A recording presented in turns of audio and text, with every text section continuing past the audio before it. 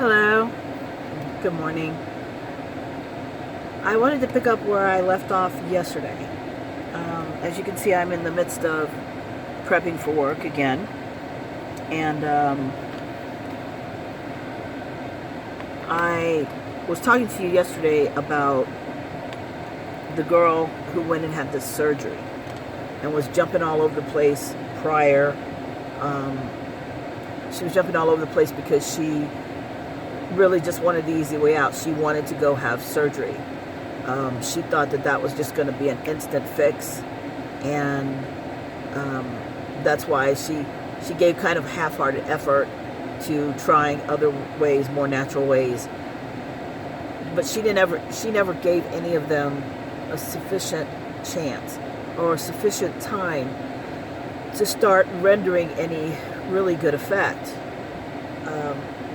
We have a protocol at our job, and it does take time for the initial swelling, inflammation, and stuff to go down. We have to get that under control first, and then as soon as we get that sufficiently under control, now we can start, helping you regain range of motion, regain some strength, and also give you extra therapies to heal the tissue, minimize your pain, etc. So this girl, she never really gave it a chance. And as I say this, I'm still working on myself here, but she never really gave it a chance. She basically just hopped around like I told you, and did not really do due diligence, check things out, make sure that what she was considering was really the best viable option for her. She just listened to the lawyers, and by the way, the lawyers will tell you to have surgery because it means more money in their pocket. It means a bigger settlement. So they will push you towards surgery even if that's not in your best interest. In my case, the lawyers messed up my case. They settled for less than $20,000, and all I got out of it was $3,000. Why? Because the lawyers take their 40% off the top. They pay out to the medical facilities about 50 to almost 60%. So what are you left with? Barely 10%, if that. And my case was no different. I mean, they screwed up my case. They came in promising the world hundreds and thousands of dollars, especially because I was not under any kind of contract with this facility that I got injured in, and they were clearly at fault. They had boat decking on the floor. Boat decking, okay? Anybody who's been around boats, or at least been on a boat and seen boat decking, you know that flooring, it's a rubber mat with a lift so that the water runs out underneath. And that rubber matting is supposed to be laid wall to wall to wall to wall so that nobody trips on it because it has a lift. So they had it laid right in the middle of the floor, like starting with no graded area, just the main part of it with the lip right in the middle of the floor. And their lawyer attempted to say that I should have been watching where I was going. Well, when I walked through there the first time, I was in sneakers, so I didn't notice anything about that mat because my sneaker, the thick sole on my sneaker, went right over it with no problem. I mean, why would I pay attention to that? Because I didn't feel anything. I didn't trip. There was nothing. I felt because my sneaker heel, the sole of my heel was thick enough to walk right over that thing without feeling anything. But the second time I came through, I was in different clothing, and I had on sandals, and they were those flat sandals, and the lip of the mat caught my sandal. So I had no idea. I didn't know it caught my sandal. I didn't feel it. It didn't touch my foot. And so I went down and hit the ground before I knew what was happening. literally got the wind knocked out of me, and I'm laying on the ground, and I don't know what's just happened to me. I don't know why I'm down there. I can barely breathe, you know, and it was a hard fall because, you know, when you're falling and you don't know you're falling, you're not braking, you're not putting your hands out, you're just going straight down. You know, it's like a building coming down. You know, it's just splat. You know, hard hit. And I used to describe it to people that, you know, if you recall the Marvel movie where the Hulk got hold of Loki and he threw him down, bam, bam, bam, like that hard hit, yeah, on tile floor, yeah, it was a hard hit, and it was directly frontal, like it tripped me, my hands flew up in the air, and I came straight down. So I ended up with a bruised sternum, and the girls didn't feel real good, and it herniated me in 2 places in my back. And then I've got this big knot on my back, which is, you know, doctors after the fact think it's a lipoma. They don't know. Nobody's bothered to test it, you know. Doctors I saw then, they didn't bother. I mean, if you think it's a lipoma is allegedly a like a sac of fat cells that just like grows when you have an impact situation or some other agitator that initiates it. Okay, so there are a lot of different people that get them, sometimes on the neck, sometimes on the back, different areas of the body, but you know, you have these pockets under your skin with fat in it, and if you get a hard enough agitator or impact, they can just start growing. So this happened, and if it is a lipoma, like I said, because it has not been confirmed, but, you know, after all of that, and I've got herniations for life, all I got out of it in my pocket was $3,000. You know, they settled for, my lawyer screwed up the case, they settled for less than $20,000, and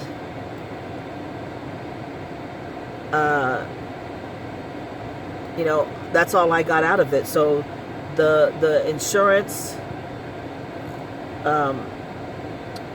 the lawyers got their 40%, the medical got about 50%, and I got whatever was left over, you know, which I don't even think was 10%. Barely that. Maybe slight bit above 10%. So, you know, that's what I'm trying to tell you. Like, if you should know going in that if you're injured, number one, the lawyers are going to push you to do the majority of shots and pills and all this other extra stuff, whether or not it's in your best interest or not. They're going to claim it's in your best interest simply because it's going to put your settlement in a higher category. You know, the categories go from just like basic treatment to if you have to be on prescriptions, if you have to be getting shots, if you have to get surgery. The categories go up like that, and then the settlement amounts go up in accordance to the category you fall under. So if you, let's say you have to have surgery, you need surgery, but you refuse to take surgery, then that lowers you from, you know, a higher settlement amount that you could get down to a lower one because you didn't take the surgery. And taking the surgery doesn't mean you're going to get that higher extra amount.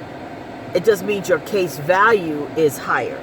So the extra amount technically is going to end up going to the medical and the lawyer's pocket. It's not necessarily going to be coming to your pocket. And meanwhile, you take the surgery and they mess up and you're stuck for life. They don't come back and fix what they did. The insurance has a limit. Under PIP and under those categories, there's a limit to what they'll pay. And regardless of if the doctors messed you up, you are stuck for life with whatever those end results are. And this is what happened to this young lady I was talking about yesterday. She went in and she listened to her lawyers. She was in pain. She wanted to be out of pain, so she took the quick fix, what was deemed the quick fix, which was the surgery. She came to our office for a short time. She went to somewhere else for a short time. Like, she hopped around a few places, but she didn't stay more than a couple of weeks. She didn't do the treatment. She didn't, like, if she was supposed to do treatment every single day, she wasn't there every single day. So she didn't follow the instructions and do the treatment the way she was supposed to. So of course it was not working for her. She was not feeling any difference because she was not following the protocol. And then she hopped from one to another, do the same thing, be irresponsible in her following the instructions and going through with the therapies or whatever it was she was doing. And so she hopped around, I think 3 or 4 times, and then she goes back to the lawyers and says, okay, she's going to take the surgery. She takes the surgery, and now she's mad. She's crying all the time. And she's saying, you know, these people are going to pay, you know, her life is now ruined. She's in her, I guess, early 30s or late 20s, something like that. And she had planned to, you know, move to Texas and then start a family with her boyfriend. And now she can't do that because they put a rod in her back, and she doesn't know if she can have a baby. You know, I would not suggest that with a rod in your back, but who knows, you know, whether or not she could have a baby. But I think it would be a far greater painful situation if she tried to. So now she's furious and she wants to make them pay. And in all honesty, as much as I understand that sentiment, she's only going to get whatever that limit is. Whatever they say that she can get, she maxes out all the medical, then her limit's going to be cut down. And, you know, the amount that she gets is going to get cut down. And it's not going to be what she thinks. She thinks that if she goes in and she gets an award for $300,000, that is going to be maybe $250 or $200 of that going to her pocket. But no, after they pay off all the medical stuff and the lawyers, she's not going to get a fraction of that. She'll be lucky if she gets a typical, you know, year's salary off of that. And that's it. And then she's stuck for life dealing with that pain problem herself. You know, living in pain, suffering, and having to use whatever insurance she may have to try to continue some sort of treatment or some sort of maintenance program, but she's stuck for life now. And the rod they put in her back, she said she hopes it's a flexible rod. Most of the times when I have heard about someone getting a rod put in their back, it's not flexible. It's not flexible at all. So I just wanted to tell you a little bit more about that situation, and, you know, just let you know that when you're going to get therapy somewhere, especially if you're on a PIP case, you must follow through with the protocol. There's a chance, and I'm going to try to end this quickly because I'm a little bit over my 10-minute, you know, point, and I don't like to exceed too much. I know you all have things to do, and, you know, I don't want to hold people up too much, but I do want to make this little point to you that, you know, if you go to a facility to get treatment, you need to follow the guidelines they set for you. If they tell you you're coming in 3 times a week, you need to get yourself there 3 times a week.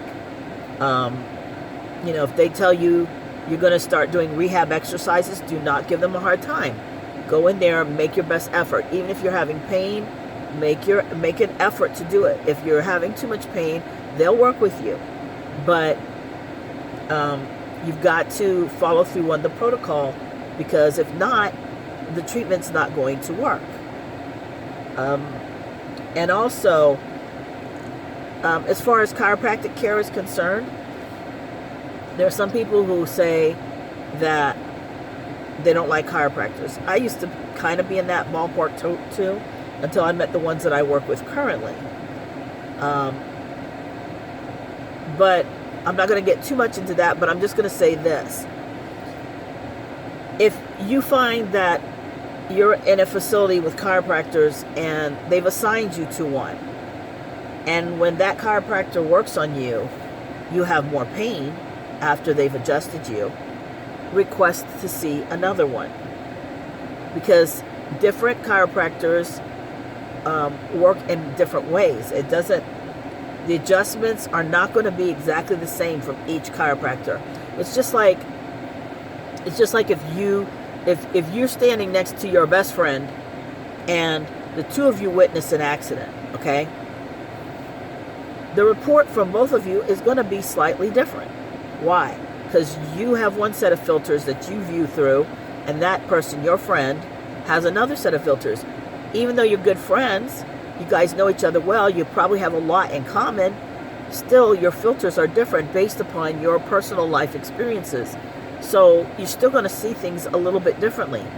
Each chiropractor is going to be filtering through their own filters, and how they adjust and their style of adjust, just like with massage therapists. Massage therapists have lots of different styles. You can have one therapist that's deep tissue and another therapist is deep tissue. You try them both out and one works for you and the other doesn't. Why? We don't know why. It's just how they work. One style is better for you than another's. It's the same thing with the chiropractors. If you don't like the adjustment you're getting and you're having pain, now they have different ways of adjusting, so you can always first say that you're having pain from the adjustment, and the doctor can use a clicker to adjust you as opposed to doing the hand adjustment. But if that's still causing a problem or you want to try a different doctor, all you have to do is say you would like to try a different doctor to see if the adjustment will be different. I know in my office I've been adjusted by one doctor, and this particular doctor, when I get adjusted, in my lower back, I still have pain. I don't know why. I think she's a good doctor, but I have pain whenever she adjusts me. When I go to the male doctor in my office and he adjusts me, I have a fabulous adjustment. I mean, it's just something about how he does it, and it's different than the way she does it. So that's all I wanted to tell you. Don't, give up on a particular form of treatment without making sure that you've tried every avenue within it. Especially as far as natural therapy is concerned, do your utmost to, explore a little bit more. And just because you have a bad experience with one natural practitioner, don't categorize them all in the same way. Give it a shot with somebody else, because everybody has their different tastes. I can tell you for myself personally, this is why it's been such a hard fit for me to find a place to work and connect. And there are people who cannot stand what I do, and there are people who absolutely love what I do. The people who cannot stand what I do are spa people. Spa people want fluff. In my mind, it's fluff. Like a little petting, a little soft rub down, and they don't want to deal with their issues, the issues in their tissues. They don't want to deal with them. They don't want me to deal with them. And I'm the type of person that if I see a problem, I got to get at it, because I know it's a problem that's going to cause pain, and pain is my enemy.